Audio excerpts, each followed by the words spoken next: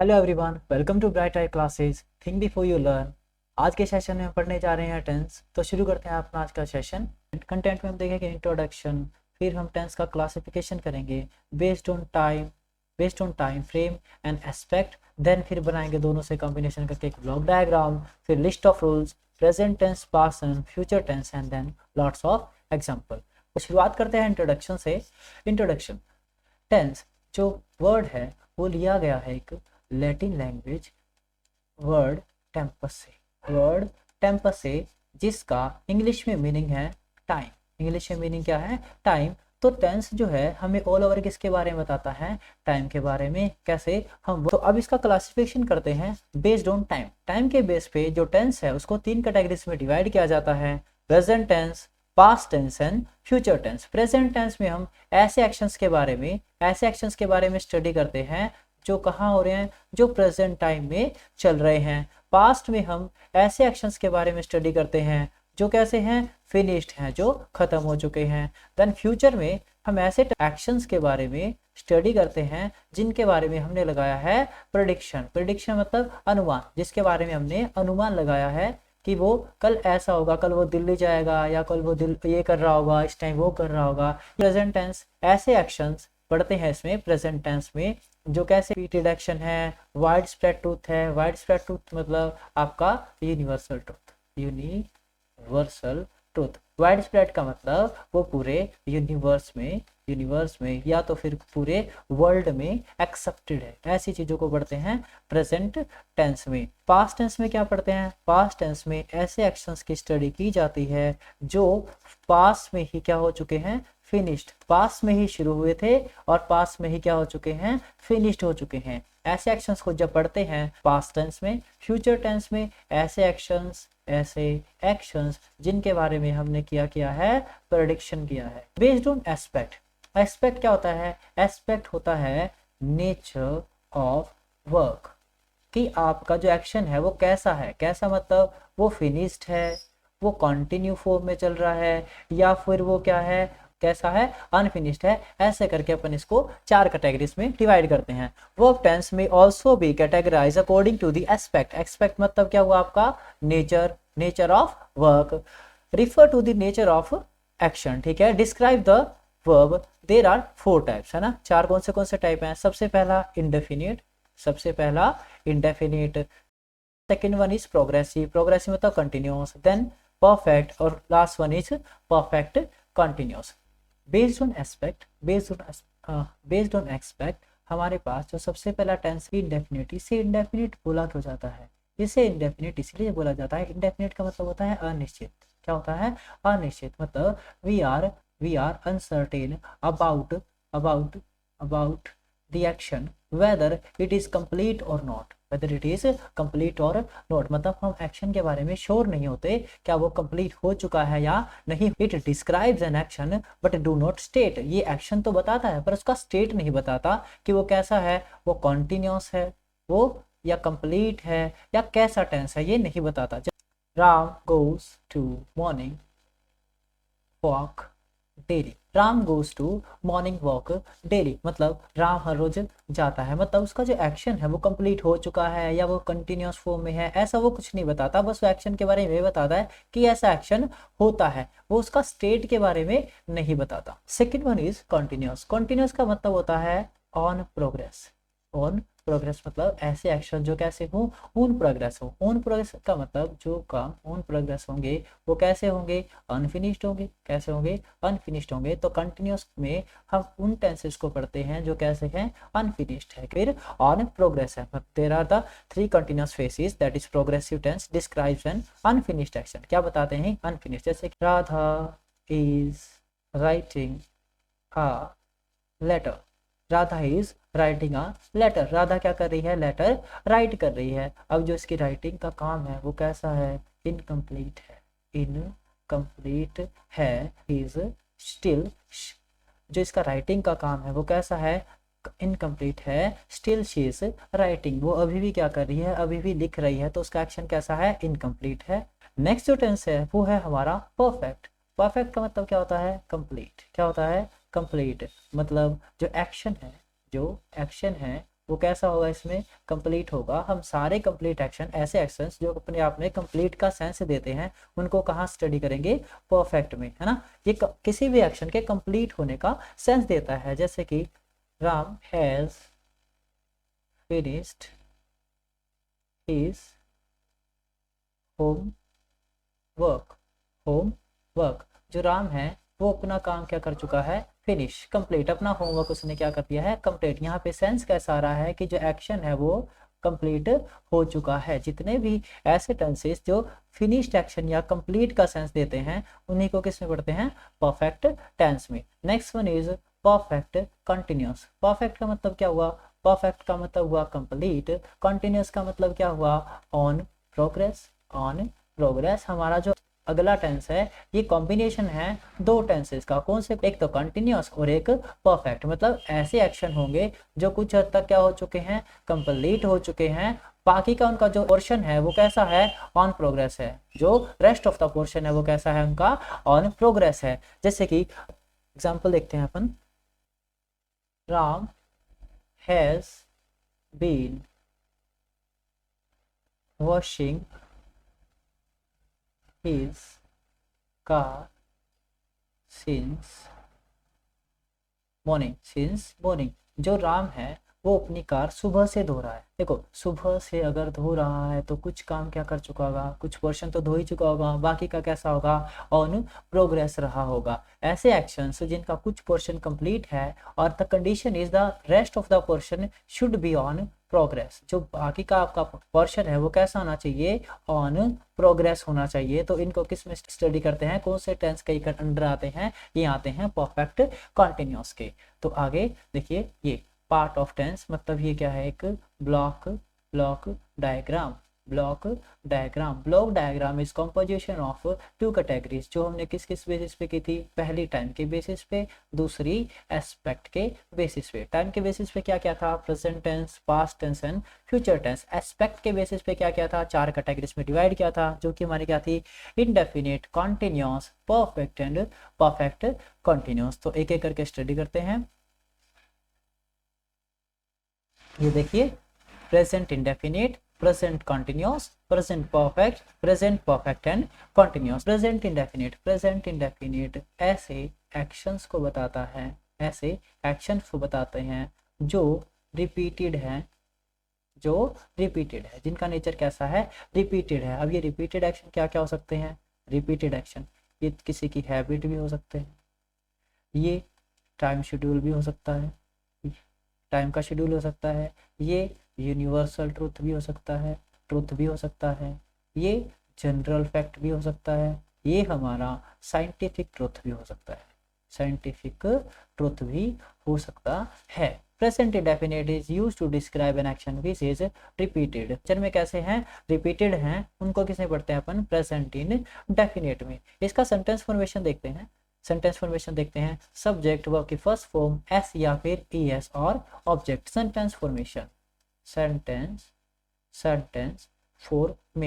क्या होता है, sentence formation, a group of words placed in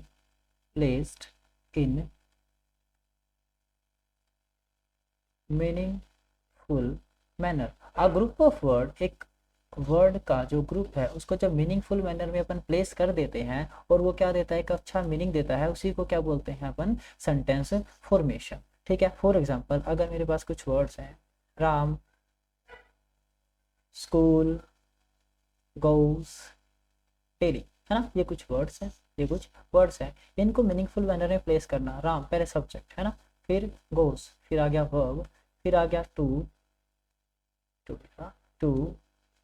school daily, है ना, Ram goes to school daily, Ram हर रोज स्कूल जाता है। ये एक परफेक्ट मीनिंग दे रहा है, अपना क्या कर रहा है, एक परफेक्ट मीनिंग दे रहा है। इसी को क्या बोलते हैं अपन, सेंटेंस फॉर्मेशन। सेंटेंस फॉर्मेशन के लिए क्या क्या यूज होता है, सेंटेंस फॉर्मेशन में यूज होता है सब्जेक्ट वर्ब एंड ऑब्जेक्ट। अब देखते हैं सब्जेक्ट क्या होता है ना, सब्जेक्ट क्या होता है, डूअर ऑफ एन एक्शन, काम करने वाला जो क्या होता है, किसी काम को जो परफॉर्म करता है उसी को क्या बोलते हैं, सब्जेक्ट वर्ब क्या होता है? वर्ब क्या होता है?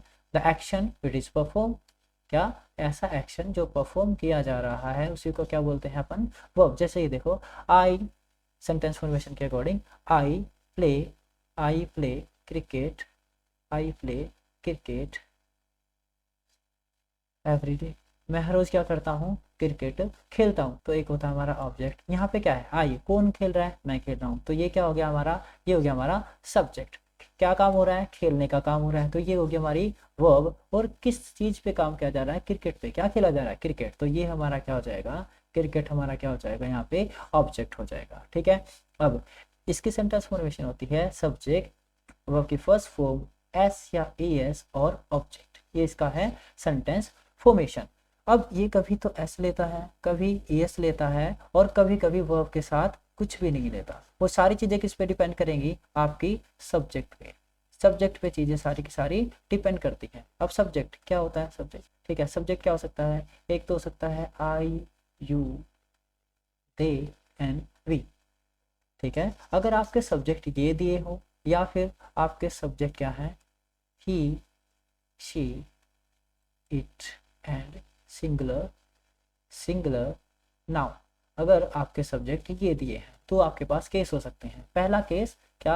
आयु दे, आई यू दे वी। अगर आपका सब्जेक्ट इनमें से कुछ भी दे रखा है तो ना तो ये एस लेते हैं उसके साथ, ना ही ई एस लेते हैं। फॉर एग्जाम्पल, अगर मैं यहाँ लिखता हूँ आई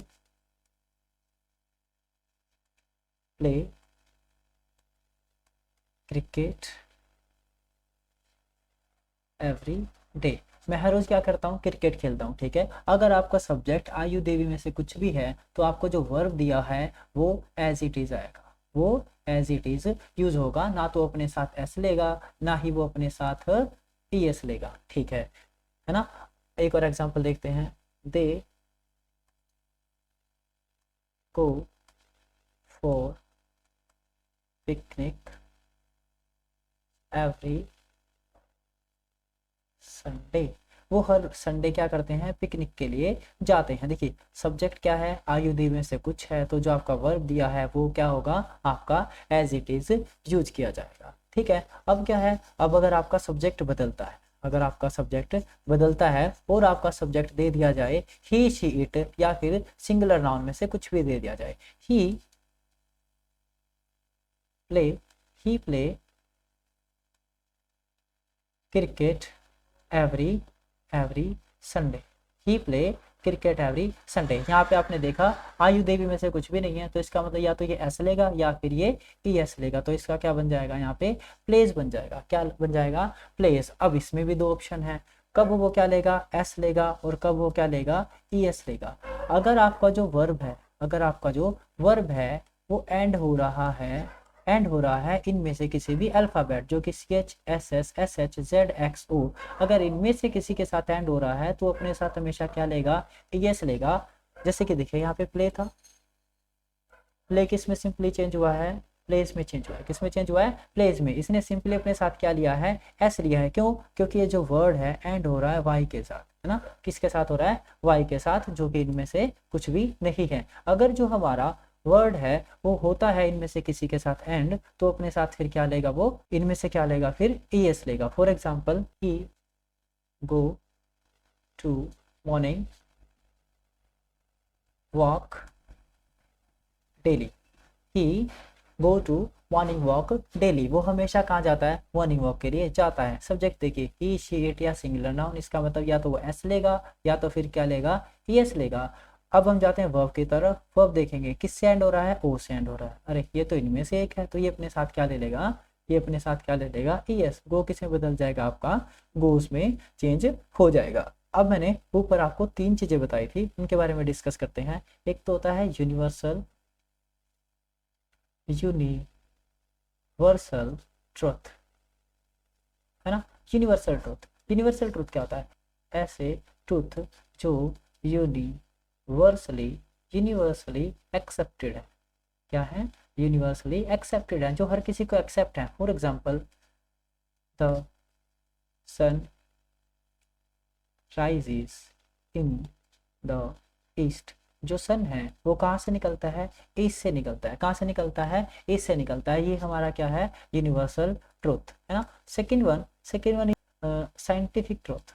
क्या है, साइंटिफिक ट्रूथ है ना। साइंटिफिक ट्रूथ क्या होता है, साइंटिफिक ट्रूथ वो होते हैं जिनको साइंटिफिकली क्या किया गया है, प्रूव किया गया है, साइंटिफिकली प्रूव किया गया है। For example water boils at 100 degree Celsius. Water जो है हमारा वो 100 डिग्री सेल्सियस पे क्या हो जाता है, बॉईल हो जाता है, उबलना शुरू कर देता है। ये क्या है, साइंटिफिकली प्रूवन चीजें हैं। Another example, 2 and 2 make 4। दो और दो मिलके क्या बनाते हैं, 4 बनाते हैं। दो और दो मिलके क्या होते हैं, 4 बना देते हैं। ये क्या है, ये मैथमेटिकली प्रूव चीजें, मैथमेटिकली प्रूवन चीजें हैं, है ना। ठीक है, ये ऐसे फैक्ट हैं। Another the last one is general fact, है ना। जनरल फैक्ट क्या होते हैं, जनरल फैक्ट मतलब at the time of speaking, at the time of speaking they must be true, they must be true.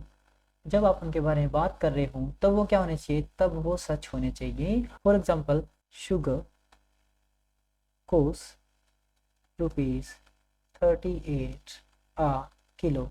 जो शुगर का price है, जो शुगर का करंट प्राइस है वो क्या चल रहा है, ₹38 आ किलो। ठीक है, चल रहा है। अभी आपने जो बताया है वो अभी का रेट है, कल क्या पता क्या हो जाए, 39 हो जाए, 35 हो जाए। आपको उन चीज़ों के बारे में नहीं सोचना, जब आप उसके बारे में बात कर रहे हो ना तब वो सच होना चाहिए। ठीक है, इसी को बोलते हैं जनरल फैक्ट। अनदर एग्जाम, ये जो रोड है, ये जो रोड है, मान लिया यहाँ पे क्या है, पोस्ट ऑफिस है। क्या है, पोस्ट ऑफिस है, और ये है जो रोड है उसकी तरफ जा रही है ना। ठीक है, तो अपन क्या लिख सकते हैं, इसको लिख सकते हैं this road leads to post office. Post office, ये जो रोड है, ये जो रोड है कहाँ जा रही है, पोस्ट ऑफिस की तरफ जा रही है। कहाँ जा रही है, पोस्ट ऑफिस की तरफ जा रही है। अभी आपने बोला अभी तो ये पोस्ट ऑफिस जा रही है, हो सकता है कुछ टाइम बाद जो पोस्ट ऑफिस है वो ही यहाँ से क्या हो जाए, ट्रांसफर हो जाए किसी और जगह। या ये जो रोड है, ये जो रोड है इसी को कुछ फ्लाईओवर या कुछ ही बना के यहाँ से क्या कर दे, वो लोग डाइवर्ज कर दे। आपको आगे की पॉसिबिलिटीज नहीं सोचनी है, आपको ये देखना है जब आप उसके बारे में बात कर रहे हो तब वो कैसा होना चाहिए, तब वो ट्रू होना चाहिए। इसी को बोलते हैं general fact. Moving to our next slide, बात करते हैं प्रेजेंट कॉन्टिन्यूस। कॉन्टिन्यूस मीन्स ऐसी चीजें जो क्या रही होंगी, ऑन प्रोग्रेस रही होंगी। क्या रहेंगी, ऑन प्रोग्रेस रही होंगी, ऑन प्रोग्रेस। ऑन प्रोग्रेस को क्या बोलते हैं, अनफिनिश्ड। कैसे हैं, अनफिनिश्ड एक्शन। मतलब हम किसके बारे में पढ़ते हैं, unfinished action, unfinished action. The present tense emphasise a continuity nature of the action. किसी भी एक्शन की जो कंटिन्यूटी को बताएगा उसी को क्या बोलते हैं, प्रेजेंट कंटिन्यूअस। इसका एक सेंटेंस फॉर्मेशन होता है, जैसे हर किसी का है, सब्जेक्ट हेल्पिंग वर्ब इसमें यूज होती है, इज एम आर, और वह की फर्स्ट फॉर्म के साथ ING प्लस ऑब्जेक्ट। ये है इसका सेंटेंस फॉर्मेशन। ठीक है, सेंटेंस फॉर्मेशन में क्या है, इज है, एम है और आर है जो कि है हेल्पिंग वर्ब, जो हमें यूज करना है। वर्ब की फर्स्ट फॉर्म प्लस ING, वो तो हर बार चेंज होगा। जब भी टेंस को आप प्रोग्रेसिव मतलब कंटिन्यूस में चेंज करते हैं तो उसकी वर्ब की फर्स्ट फॉर्म के साथ ING यूज किया जाता है। इज होगा हमारा सिंगुलर। अगर आपका सब्जेक्ट कैसा दिया हुआ है, सिंगुलर दिया हुआ है, तो आपका यूज होगा इज। और अगर आपका सब्जेक्ट कैसा दिया हुआ है, प्लूरल, तो आपका हेल्पिंग वर्ब क्या यूज होगा, आर। और आई के साथ यूज होता है एम। आई के साथ क्या यूज होता है, am. That's not a big deal. पर दिक्कत कहाँ पे आती है, ये दिक्कत आती है वर्ब की फर्स्ट फॉर्म प्लस ING को ऐड करने के लिए। देखिए, अभी पहले एक सेंटेंस फॉर्मेशन देख लेते हैं, बाद में से चेंज करेंगे। I am playing cricket, I am playing cricket, मैं क्या कर रहा हूँ, क्रिकेट खेल रहा हूँ। ठीक है, सब्जेक्ट क्या है, आई के साथ आ गया एम, हेल्पिंग वर्ब की फर्स्ट फॉर्म के साथ क्या आ गया, ING, और बन गया हमारा कंटिन्यूअस का सेंटेंस। ठीक है, सेकंड वन इज इंटरोगेटिव, जिसमें क्या होता है, बस हेल्पिंग वर्ब को आगे ले जाना होता है। ठीक है, ये चीजें सीखनी है वो है वर्ब की फर्स्ट फॉर्म प्लस ING को जब अपन ऐड करते हैं तब वो बदलता है किसमें, तब वो बदलता है प्रोग्रेसिव में। किसमें बदलता है, प्रोग्रेसिव में। ठीक है, तो कुछ चीजें होती हैं, जैसे कि देखिए स्विम प्लस ING, है ना, किस में बदल जाएगा ये आपका, ये हो जाएगा स्विमिंग। क्या हो जाएगा, स्विमिंग। ठीक है, second one is second one is run plus ING, क्या बन गया, रनिंग, क्या बन गया हमारा, रनिंग। पर देखने की बात यहाँ पे ये है कि जैसे ही आपने स्विम में ING ऐड किया, जो लास्ट आपका अल्फ़ाबेट है, लास्ट वाला जो अल्फ़ाबेट है वो यहाँ पे 2 बार लिखा गया। ठीक है, अगेन रन, रन में जो N है वो यहाँ पे 2 बार लिखा गया है। क्या किया गया है, 2 बार लिखा गया है। तो ये रिपीट होगा कब, रिपीट तब होगा while changing a verb into progressive form if the second last alphabet, है ना, जैसे कि ये क्या है, swim, second last alphabet, second last alphabet क्या है, ये रन के लिए देख लेते हैं, रन सेकेंड लास्ट अल्फाबेट क्या है, ये दोनों ही दोनों क्या है, वावल है, AEIOU, ये वावल होते हैं। अगर आपका जो है सेकेंड लास्ट अल्फाबेट अगर वावल है, सच केस, इन सच केस, तो आपको क्या करना पड़ता है, जो लास्ट अल्फाबेट है, जो लास्ट अल्फाबेट है उसे 2 टाइम्स लिखना होता है, 2 टाइम्स लिखना होता है। ये अपने आप को क्या करता है, रिपीट करता है। अब इसके लिए आपकी 2 कंडीशन, कब ये आप अपने आप को रिपीट करेगा, ठीक है, इसके लिए 2 कंडीशन, कब ये आपको अपने आप को रिपीट करेगा, ठीक है। जो आपका लास्ट अल्फाबेट है WR या Y नहीं होना चाहिए, WR या Y नहीं होना चाहिए। जैसे कि ये देखिए प्ले, क्या है, प्ले है ना, प्ले में ING ऐड किया, ING ऐड किया तो किसमें बदल गया, ये बदल गया हमारा प्लेइंग में, किस में चेंज हो गया, प्लेइंग में चेंज हो गया। सेकेंड लास्ट आपका जो अल्फाबेट है वो क्या है, वॉवल है, तो रिपीट होना चाहिए था लास्ट वाला, लेकिन जो आपका वर्ड है वो एंड हो रहा है अल्फाबेट Y से, और अगर ये Y से अल्फाबेट एंड हो रहा है तो ये अपने आप को रिपीट नहीं करेगा। ये रिपेयर प्लस ING, है ना, किसमें बदलेगा, रिपेयर, किसमें बदलेगा, रिपेयरिंग में ये अपने आप को बदलेगा। लास्ट अल्फाबेट क्या था, WR एंड Y था, इसीलिए इसने आपको क्या किया, रिपीट नहीं करवाया, जबकि सेकंड लास्ट अल्फाबेट क्या है, वोवल है ना। Is it clear, okay. The second condition is read plus ING, किसमें बदल गया हमारा, रीडिंग में, क्या हो गया, रीडिंग। तो यहाँ पे देखिए सेकंड लास्ट जो आपका अल्फाबेट था वो क्या था, वावल था, सही बात है। Last alphabet WR and Y भी नहीं है, तो भी इसने अपने आप को रिपीट नहीं किया। अब ऐसा क्यों, ये तो कुछ अलग ही सीन शुरू हो गया। ये कब होता है, मतलब आप एक और दूसरी कंडीशन क्या है, जो आपका अल्फाबेट है वो रिपीट नहीं होना चाहिए, वो रिपीट नहीं होना चाहिए। जैसे कि देखिए रिपेयर, क्या है, रिपेयर है ना, रिपेयर ने अपने आप को ना क्या कर लिया था, रिपेयरिंग कर लिया था, है ना, सॉरी, रिपेयरिंग कर लिया था। इसने क्या किया, अपने लास्ट अल्फाबेट को रिपीट नहीं किया, क्यों, क्योंकि यहाँ पे पहले ही वोवल रिपीट हो रहा था, यहाँ पे पहले ही वोवल रिपीट हो रहा था, इसलिए अपने आप को क्या किया, इसने रिपीट नहीं किया, ठीक है। यहाँ पे हमारा खत्म होता है प्रेजेंट कंटिन्यूस टेंस। इसके लिए क्या एडिशनल इन्फॉर्मेशन, हमने आज तक ना एक फैक्ट बना रखा है कि ना अगर आप कंटिन्यूस टेंस के बारे में बोल रहे हैं तो at the time of speaking it must be on progress, है ना, ये कैसा होना चाहिए, प्रोग्रेस में होना चाहिए। तो देखिए एग्जांपल देखिए, अगर मैं लिखता हूँ यहाँ पे, मैं कहीं शादी में गया हूँ और किसी ने मुझसे पूछा है कि आप क्या कर रहे हो, अगर मैं बोल रहा हूँ I am writing writing a book on history, एक बुक ऑन हिस्ट्री, मतलब आजकल मैं क्या कर रहा हूँ, एक बुक लिख रहा हूँ, किस पर लिख रहा हूँ भाई, हिस्ट्री पर लिख रहा हूँ, है ना, ये क्लियर है, कोई बात नहीं। तो जब मैं शादी में हूँ, क्या मैं तब भी वो एक्शन कर रहा हूँ, क्या नहीं कर रहा हूँ, क्या कर रहा हूँ, नहीं कर रहा हूँ। तो ये जो हमने मिसकंसेप्ट बनाया है कि जब आप उसके बारे में बात कर रहे हैं, जो जो एक्शन है वो कैसा होना चाहिए, ऑन प्रोग्रेस होना चाहिए, ऐसा कुछ नहीं है। वो एक्शन अगर ऑन प्रोग्रेस नहीं है, वो कुछ टाइम से अगर ऑन प्रोग्रेस है तो भी उसे किस में लिखा जाएगा, कंटिन्यूस फॉर्म में ही लिखा जाएगा। इसका एक और चीज जिसको हम कंटिन्यूस में हम क्या करते हैं, कंसिडर करते हैं, टेम्परेरी हैबिट। हमारी देखो, हमारी जो हैबिट्स थी वो तो हमने बता दी प्रेजेंट एंड डेफिनेट में, लेकिन कुछ ऐसी हैबिट, टेम्परेरी हैबिट क्या होती है, ऐसी टाइम के लिए हो ना, कुछ टाइम ऑफ ड्यूरेशन के लिए कुछ एक्शन जो किया जाए उसी को क्या बोलते हैं, टेम्परेरी, है ना। और अगर वो हमारी हैबिट है, मतलब हम उसे अब रेगुलरली कर रहे हैं, रिपीटेडली कर रहे हैं, तो उसे क्या बोल दिया हमने, टेम्परेरी हैबिट, है ना। एग्जाम्पल देखिए,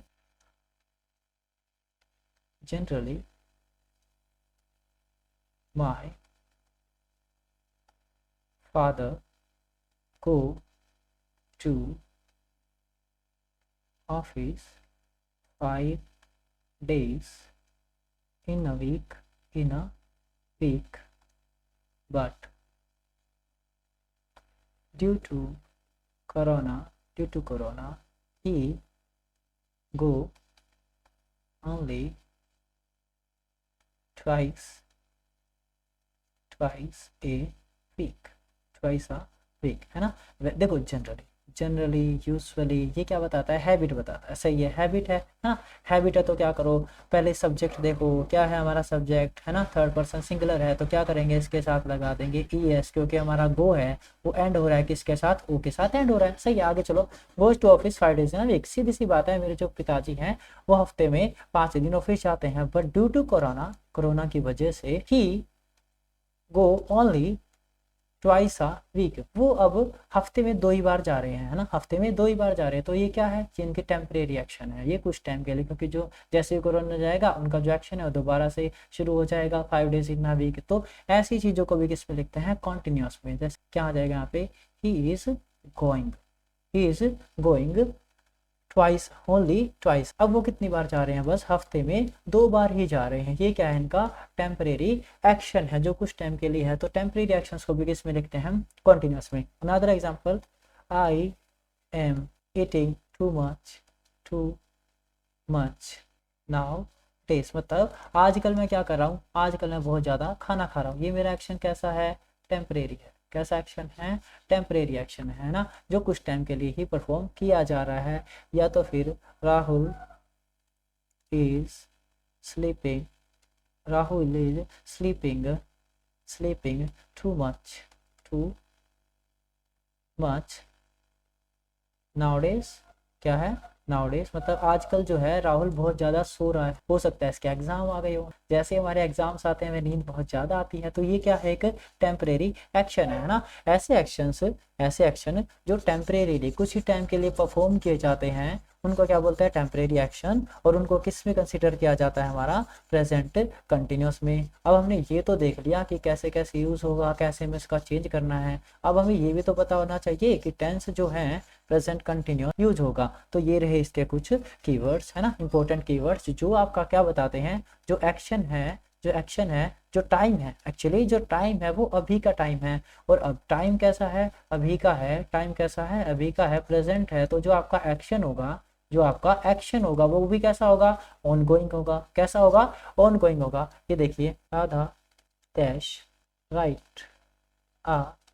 लेटर नाउ, है ना, नाउ, जैसे कि नाउ वर्ड दिखा, नाउ मतलब प्रेजेंट की बात हो रही है। प्रेजेंट में क्या, राधा अभी क्या कर रही है, लेटर लिख रही है, तो राधा इज राइटिंग, क्या हो जाएगा, Radha is writing a letter now. या तो देखिए, the workers are repairing the road at moment जैसे ही पता चला, मतलब एक्शन कैसा है, मतलब टाइम कैसा है, अभी का टाइम है, तो एक्शन किस में लिखा जाएगा, कंटिन्यूस में।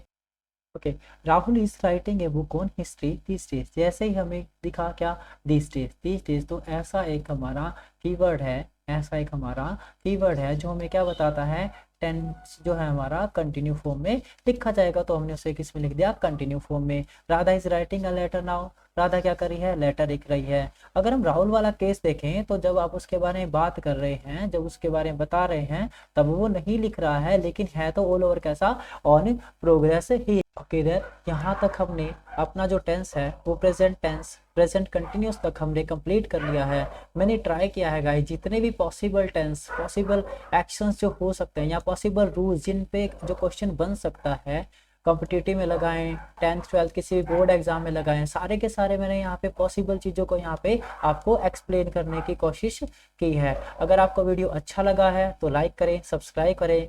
मिलते हैं अगले वीडियो में, तब तक के लिए bye bye, take care, have a nice day.